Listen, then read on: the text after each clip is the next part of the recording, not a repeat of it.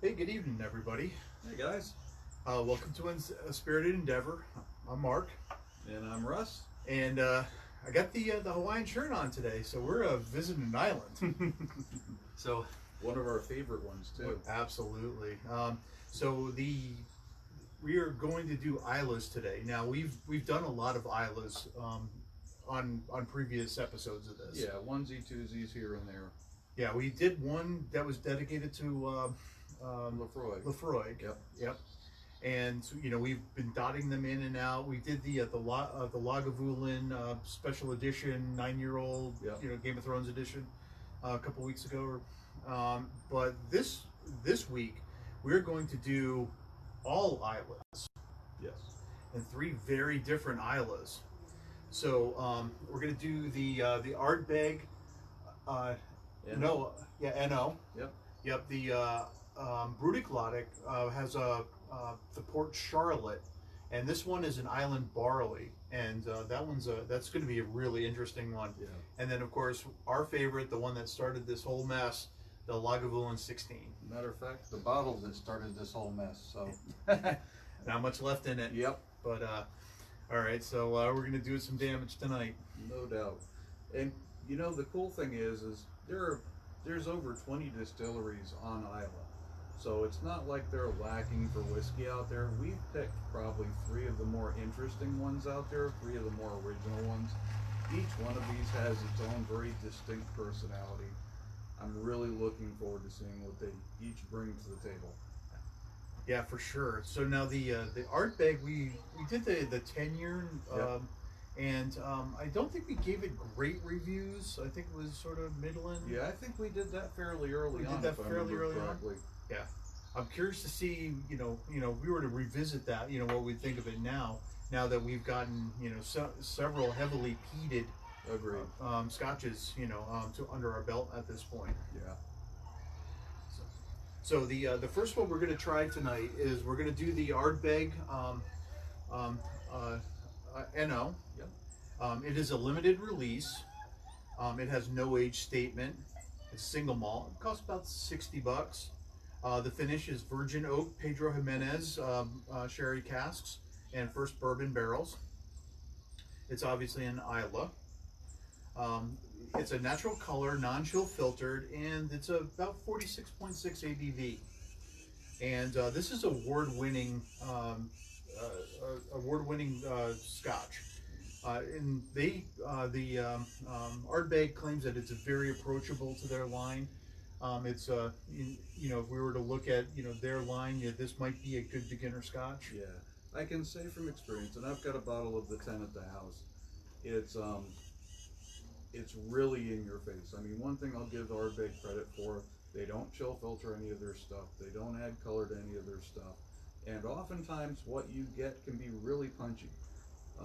For somebody just getting into Islas, Ardbeg 10 is going to be a smack in the face, no doubt about it. This one apparently is going to be a bit more approachable. I look forward to seeing what they bring to the table. Yeah, for sure. So the manufacturer puts out, everybody puts out tasting notes, and we review these and then just see what how our tastes line up to what the manufacturer, the distiller, puts out there, just to see if we're catching what they're selling. Yeah, and sometimes it's marketing and you get some BS on the labels, and sometimes it's like, oh no, I'm getting that. Yeah, absolutely. So the nose on this one is butterscotch, fennel, tobacco leaf, honey nut clusters, which I thought was fun. Mixed boiled sweets.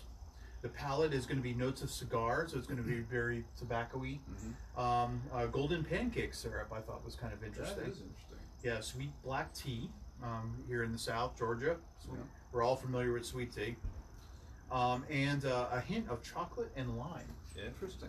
Yeah, and then the finish is going to be big smoke, big, yeah, look at that. Just so you can see the color on that. That is all natural, very light. You want to show them the bottle? I mean, this Oh, bottle absolutely. is beautiful.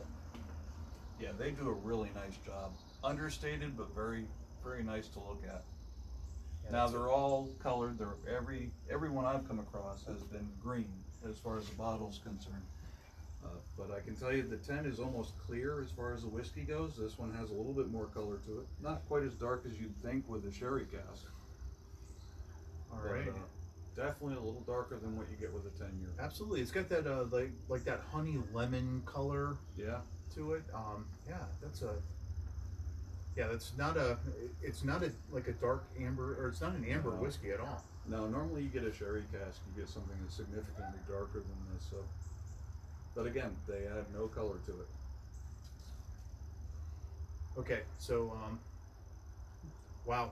So I get the peat right away. I Mhm. mean that is a peat monster. It's lighter than your 10-year-old though. It is. As far as just the nose isn't anywhere near as dark as what you get on the 10-year. No, but I'm picking up the butterscotch in that too. I am too. It's a little sweeter on the nose than I expected. Yeah. I'm not really getting the tobacco leaf. I'm not getting that. No, I'm not. No, either. it's more like an iodine. I've got like an iodine thing going on in there. It's a little. The 10-year has some of that iodine to it, and this one doesn't seem to be quite as strong, but it's there. A lot of what you get in the Ardbeg 10-year-old is there, but it's been tamped down a little bit. Yeah. I'm definitely getting those honey notes in this too. Yeah. Yeah. So they made. Yeah. So the distiller was right on with their note. I agree. With their notes. Okay. To drink it. Mm-hmm. Mm. Oh, that is very different from the 10-year-old. Definitely get the sherry influence. Spicy. That's very spicy. Yeah, this is a pussycat compared to the 10 though. Yeah. The spice on that 10 will just, it wallops you. Yeah, a lot of smoke in that. I'm getting the peat. I mean, you really, I mean, this is like a punch in the face with the peat. It's not the 10, but man, it's there. But I could see where this would step you up into the 10. I wish we had tried this before we tried the 10. Yeah, this one's a much it's an easier drinker for somebody just coming into it than the 10. Yeah, I am kind of picking up those chocolatey notes in this too. Yep. And I do have that little bit of citrus. I don't know if it's lime, but I've got some citrus going in there too. Yeah, I'm not picking up lime specifically, but I agree there is kind of a citrus, acidic note to it. Yeah. Yeah, maybe that's a better term. It's not really citrus, it's more acidic. Yeah. It's very tasty. It is. It's a good combination of flavors. They work well together. Yeah, this would be nice with a cigar. Yeah, I agree. Yeah. No, that'd be a very good fit. All right. So on the back end, smoke, peanut brittle, and I'm definitely getting the smoke. I'm not really picking up that peanutty, No, I'm not. that sweet peanutty flavor No. on the back end. It's a little thinner than I expected. I expected It's not as oily as what I got out of the 10-year. Or a lot of other Islas for that matter. It's a little thinner.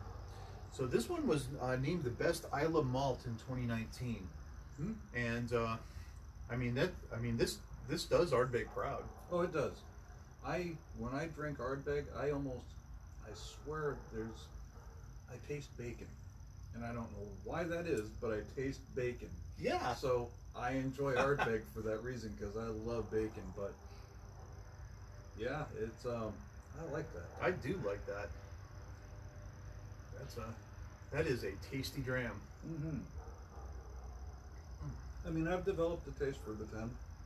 I don't know that this would totally replace it, but it's a nice alternative when you don't want something that smacks you around quite as violently as a 10-year does. Now, I've really come around on the smoky peaty whiskeys, especially ones that are like peat monsters. I find that I'm really enjoying those. Yeah. And I really, I think this is a great way to introduce somebody to peat. Yeah, I agree with that. It's, we've had some other ones where there's peat in it. They use peat in the manufacturing. There's some smoke, but just because you use peat, just because there's smoke, doesn't mean that this has a significant enough amount that you're gonna know something's different about this. There's some other ones where it might kind of slip under the radar a little bit. Yeah, this is peated. Yeah, it's got some smoke, but it's tough to differentiate it from some of the other flavors. This one, you definitely pick up on it, but it's not going to kill you. It's true. There's a lot of complexity going in this. Yeah. You know, for one that's sort of a younger Scotch. I mean, there's a lot of flavors going on in there, and there's some complexity that I, would pick up with something like one of the, the 12 or 15 years that we've tried. Yeah, I agree. Ardbeg as a whole, in my experience, and again, so far I've had this in the 10-year. The 10-year is similar. You get a lot of complexity with it. Again, they don't tamp down. There is no chill filtering. There is no artificial coloring. They're real big on this is a natural product, and as a result, and the higher ABV for that matter, 46%, you get a little bit more of the flavors than you would otherwise, and you get more complexity than you generally would expect at that kind of price range. I know. Yeah, again, $60 a bottle. That's approachable. Yeah. Yeah. No, very enjoyable. Yeah. I'm enjoying that one a lot. I think the only two things, and this is just personal preference. I'm not. Actually, I can't say that. It is a thinner whiskey than I generally go towards, but on a warmer day, I prefer that. As we approach the cooler weather, which we are fortunately. Which we are. I like a thicker, more oily whiskey that clings. And the other thing that oily whiskey and that thicker whiskey does is it tends to linger quite a bit longer after the fact. This one doesn't linger quite as long as some of the other ones. Now, that doesn't mean that there's no finish on it. I mean, there's clearly, it sticks around a little bit. Absolutely. And the way I pictured this particular Scotch is on a little bit of a cooler night, or maybe end of summer kind of thing. Kind of what we're dealing with now. Cigar in hand. Yep. A dram of Ardbeg. That might be a nice little combination. Yeah, I agree. This is a really nice one. That's a good find. It is a good find. So yeah, I can. So that's the Ardbeg An Oa. Yep. Okay. So. Yeah, my baby. Yeah. All right. So the next one is going to be the Lagavulin 16.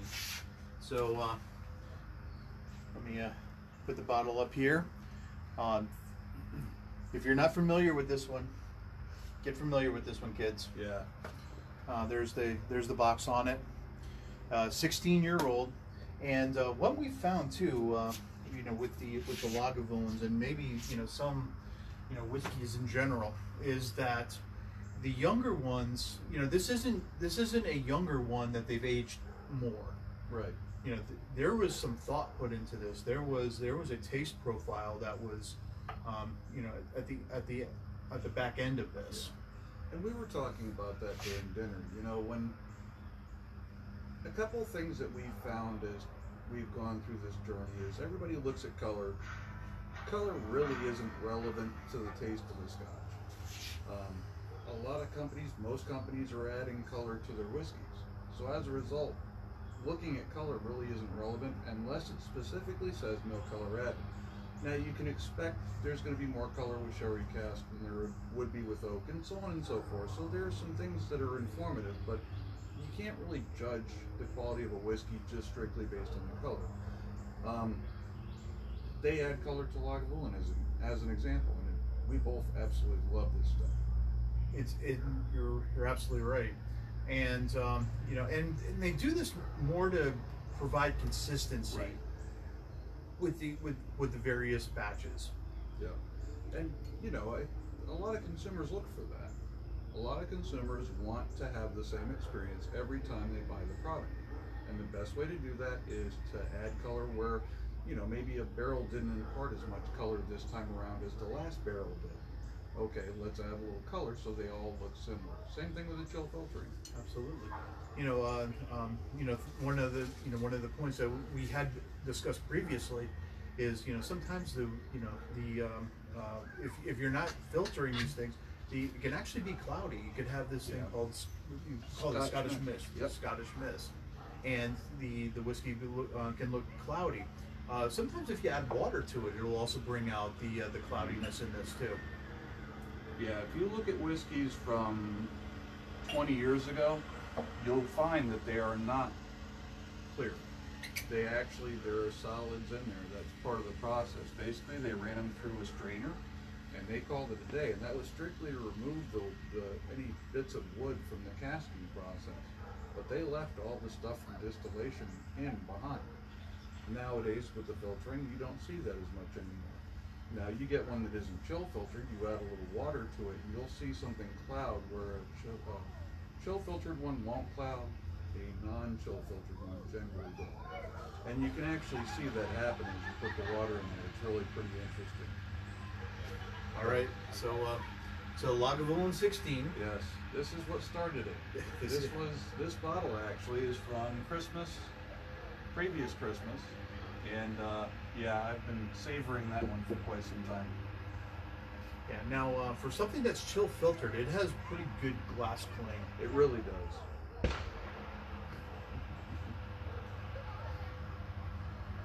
Yeah, I think somebody just shot their mower. Glad they did it. Yeah. Okay, so that's that really does have a beautiful color. Yeah. And when it's what you would expect. It's pleasing to the eye. It's pleasing to the eye. No doubt. On the nose, definitely get that briny character, bit medicinal. What you expect out of it. Yeah, it's got the peat in there. Now Lagavulin uses the peat on Islay in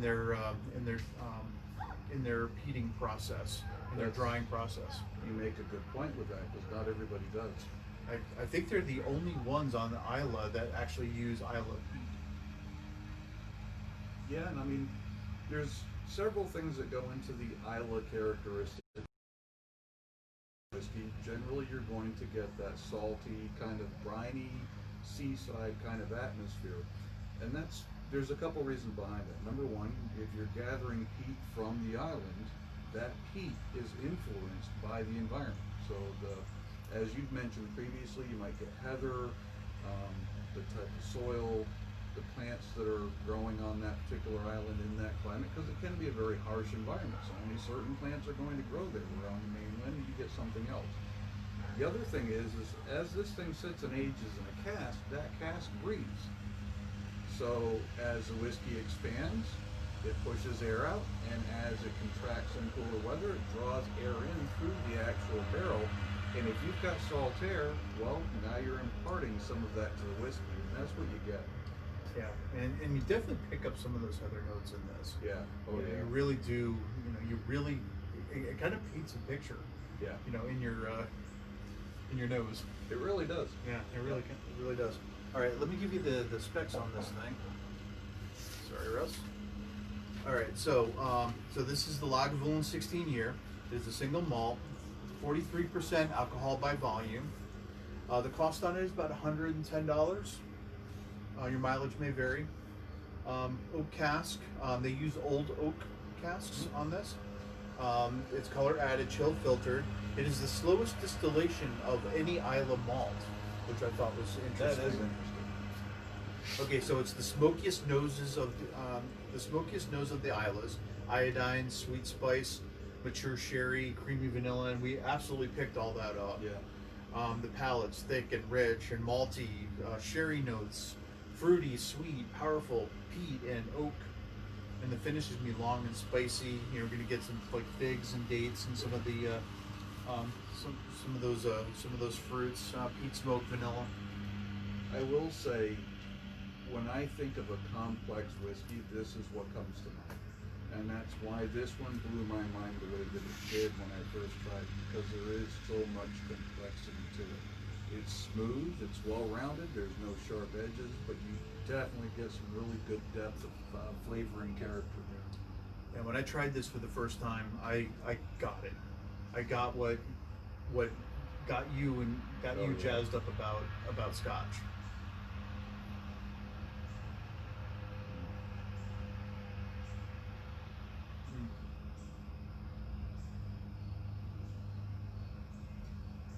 It doesn't disappoint. It doesn't disappoint at all. Initial sweetness on the palate, and you get that smoke, that peat.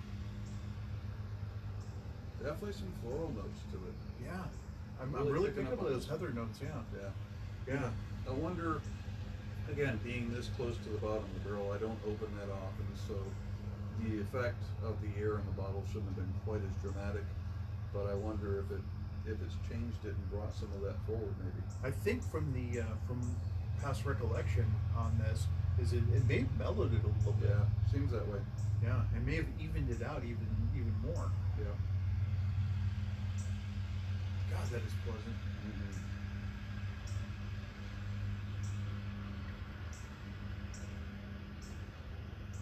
So one of the nice things about Lagavulin is it's a little bit thicker.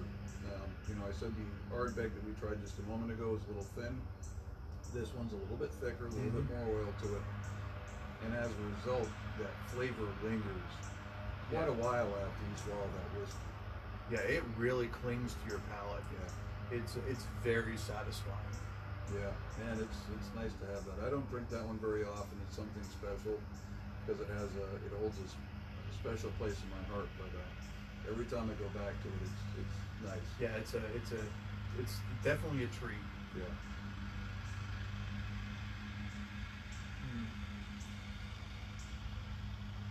And whether it's fair or not, that's what I compare all other whiskeys to in some form or fashion. My rating scale, when I rate them, that's up at the top. That's your benchmark. Yeah, like the Highland Park at 12 is mine. Yeah. Yeah, that is absolutely my benchmark when it comes to whiskeys. And I've drank some that are a lot better. Yeah. But man, but I always kind of compare it to that. Yeah, you have to have that point of reference. No doubt about it. And just because I'm using that as my point of reference doesn't mean that something has to have the exact same characters to meet that number. It's just I want them to have that kind of an impact. Whether that's on the sweeter side or maybe it's on the spicier side, I want it to be that kind of experience. What's incredible is how different it is from the Ardbeg. I agree. Totally different animal. Totally different animal.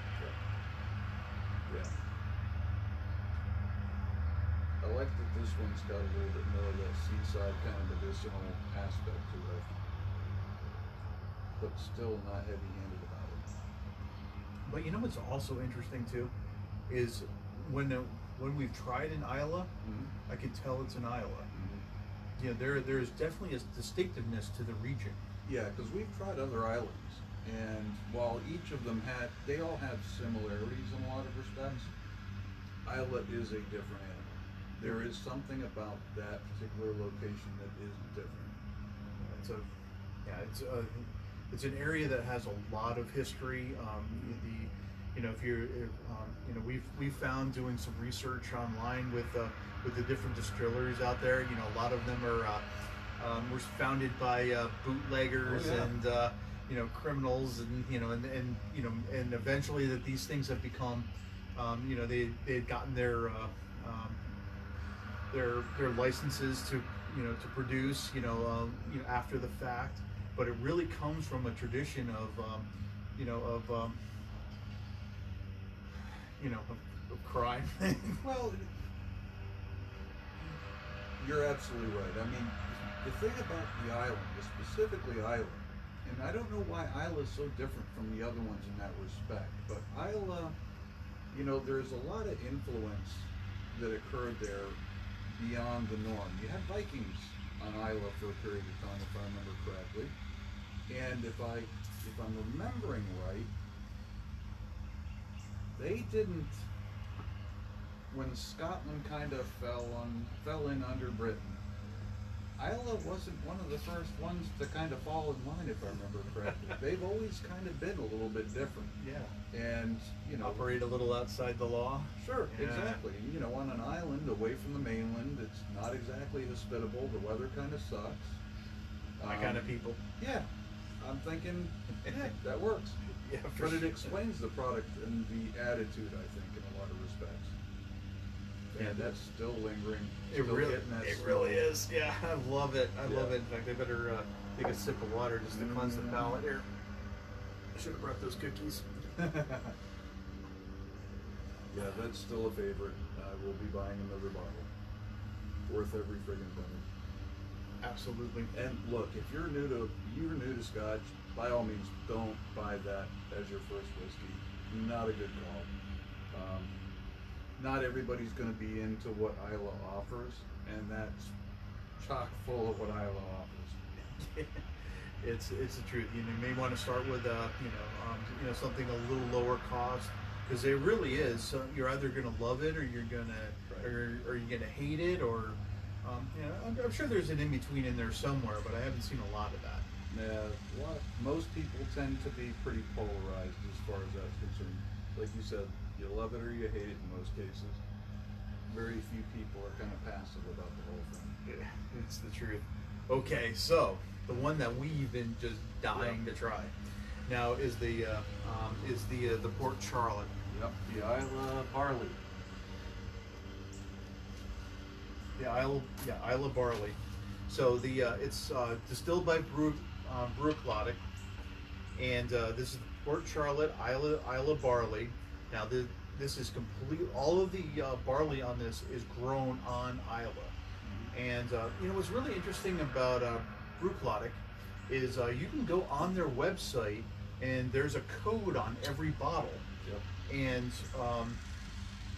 yeah, it's tough to read just because of the coloring, but every one of them has a code. So it's 2 digits, / and then 3 digits. And if you put that in there, it will actually put out a profile of everything that went into that, into that bottle. Every cask, the history of that cask, the source of the barley, right down to the farm in a lot of cases. Yeah, where the water comes from. I mean, it's amazing. Yeah. And what's really cool about these folks, and I'm gonna read this to you because this was this was off of the on their website, and they gave some literature here, a little bit of a write up of what their nose is, and I want to share this. So the nose is totally disarming considering the age of the spirit. It opens with bracken and bluebells, and then the warm, crisp peat dried barley with the smokiness drifting sensuously from the glass, shouted by a salt sea breeze. The brilliant aroma of toasted oak sugars combines with the succulent soft fruits from slow distillation. You will find guava, papaya, and kiwi with a squeeze of lemon. It's feisty, it's fresh, it's smoky, it's sweet, it's minty, it's barine. That's almost porn. Oh, I know. I might need a cigarette after reading that. Yeah. It's these are people that are very, very passionate. Yeah, they really are. And this is one we would consider like what we were talking about prior to coming on camera here, was that this is almost like an artisanal scotch. That's a really good word for it too. They're very passionate about it. They're a fairly small organization when you compare them to some of the larger distilleries, like Lagavulin, for example, is a pretty big one. An Ardbeg or a Lagavulin is huge by comparison, but they're very passionate. They're very transparent about what they do. They don't chill filter. They don't color, and it's just, I gotta give them credit. It's, when I think of character as far as a distillery is concerned, that's one of the first ones that comes to mind. Yeah, for sure. Well, we tried the Lottie. Yeah. And that's the lowest end of the that is a great stepping stone into this. So what's really great when you find a great distiller is you're going to try with something on the lower end, and it's going to lead you to the next one. Right. And this is certainly doing that. It's leading us down a path. And unfortunately, this one is no longer produced. This was a very rare bottle, and we found it sort of tucked in the back, in a basement, with a big sign on the wall saying "Beware of Cougar." But we found this bottle, and I couldn't have been more excited. And something to bear in mind, if it says Brooklody on the bottom, so the Classic Lottie has Brooklody, and then Classic Lottie. If it's under the Brooklody name, that's a non-peater. If it's under the Port Charlotte, it's the same distillery, but Port Charlotte is all their peated lines. So know that before you go into it, because you may buy the wrong one and get something you're not expecting. If you don't want that peat smoke, don't go with the Port Charlotte, go with the Brooklody. Yeah. But either way, I really have very high expectations based on what they did with the classic Lottie and just generally how they conduct themselves. Well, we wanted the peat smoke in this one. Oh, absolutely. Yeah, I'm this looking is forward to it. yeah. And Okay. just to give you guys an idea while you're doing that, here's the tin for it. Nice tins too, I will say. Yeah, they're beautiful. Not cheap. And then the bottle itself. Now the Lottie was a painted bottle. Yeah. And thankfully this one is a clear bottle. I mean, it's a beautiful. The Lottie's a beautiful. Yeah, bottle. that was that teal bottle that you saw on a previous episode. It stands out on the shelf. It really does. But I really wanted to see what this one. Yeah. And I was half expecting this one to have a little bit of cloudiness to it, but Yeah. I was actually kind of hoping that it did. It's honestly similar to the Ardbeg in color. Yeah, it really is. It's that honey lemon color, Yeah. and I mean, it's got a nice glass cling. I mean, it's not quite as much as the Lagavulin, I don't know how much Or you no, can see of this. not quite as much as the Ardbeg, but it's got good glass cling.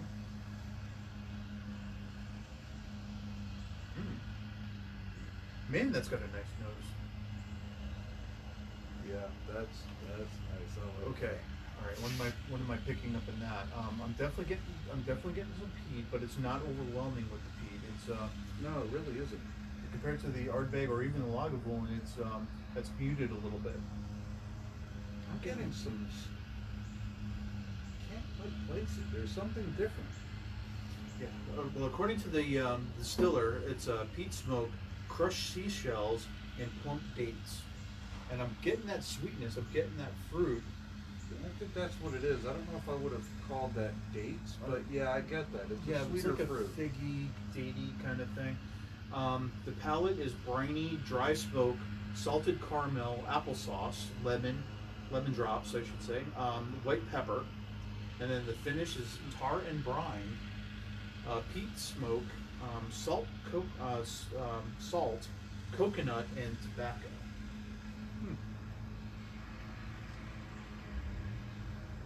Yeah, it's a pleasant nose though. It really does, and I am kind of getting those fruit notes in that, Yeah. but I'm not really picking up date.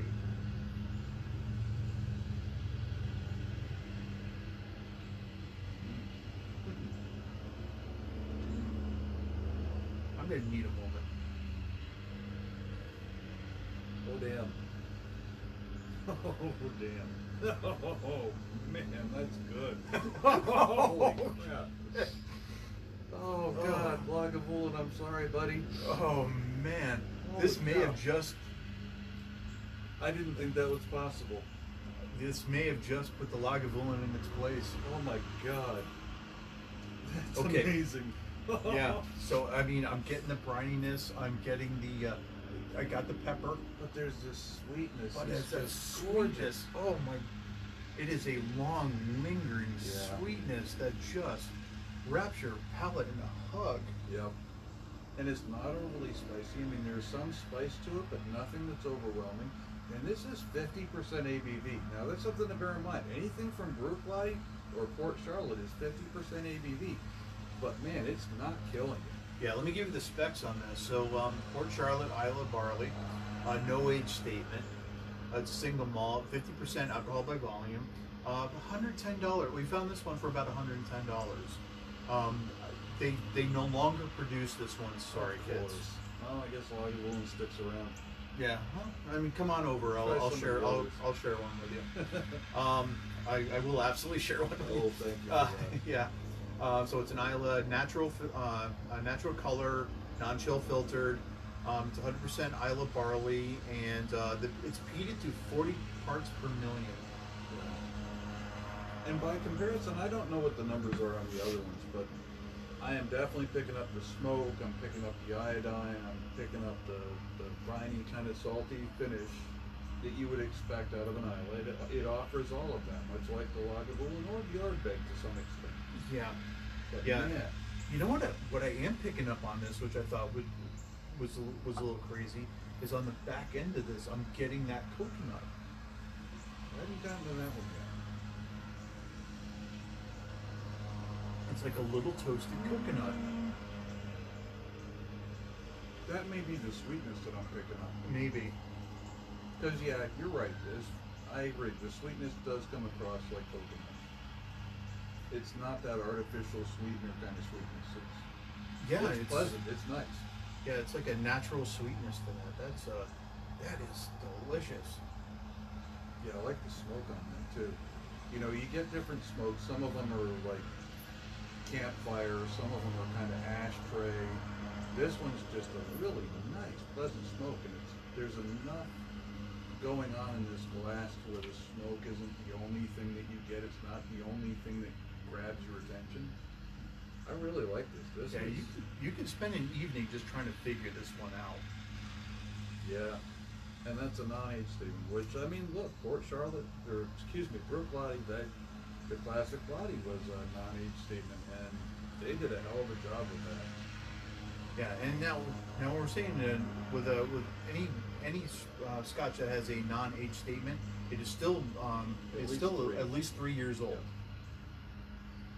So the age, and it could be more. Yeah, the age they put on the bottle is the youngest whiskey in there. So they can take barrels that are 3 years old and barrels that are 20 years old to make what goes into this bottle. So you really don't know.